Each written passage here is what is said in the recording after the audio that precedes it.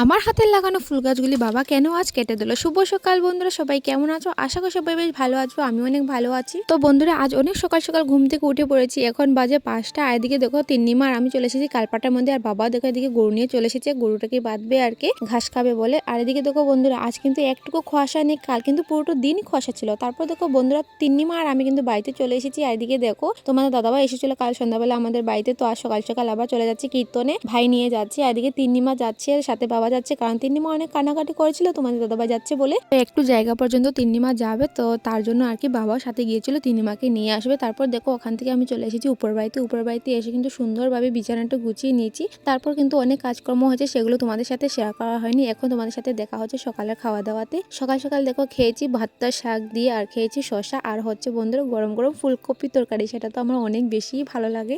দেখো বন্ধুরা, ফুলকপি টুকরো কত বড়, অনেক সুন্দর লাগছে তাই না? আমার তো ভীষণই ভালো লাগে। বিয়ের আগে কিন্তু মা প্রায় সময় এরকম রান্না করে খাওয়া, তো আর বিয়ের পর কিন্তু এই প্রথমবার খেলাম। তারপর দেখো খাওয়া দাওয়া শেষ করে অনেক ঠান্ডা লাগছিল, সূর্য মামাকে দেখতে পাচ্ছি না, তার জন্য কিন্তু মনটা অনেক খারাপ হয়ে গেছে। যাই হোক, তারপর চলে এসেছি উপরের বাড়িতে। উপরের বাড়িতে আসার পর কিন্তু বাবা বলেছিল এই বরবটি গাছটা কেটে নেবে, তার জন্য বলছে যে গাছের মধ্যে যেগুলো বরবটি রয়েছে ওগুলো আর কি পেরে নিতে। তার জন্য দেখো আমি বরবটিগুলো আর কি পেরে নিয়েছি।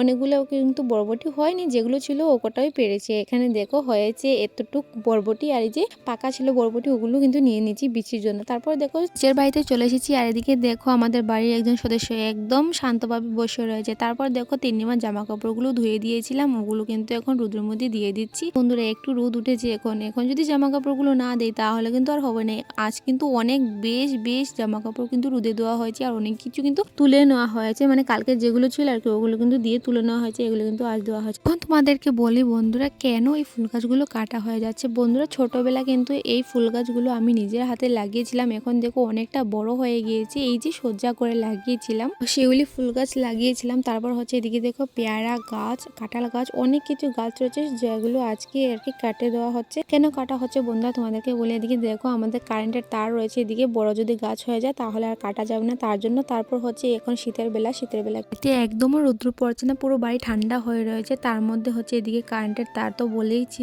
তারপর দেখো এই যে গাছের পাতা আর জল পড়ে আর কি টিনটি নষ্ট হয়ে যাচ্ছে ঘরের সাইডে। তো বন্ধুরা আজকে ভিডিও তোমাদের কাছে কেমন লেগেছে অবশ্যই কমেন্ট জানিয়ে। Bye, tata.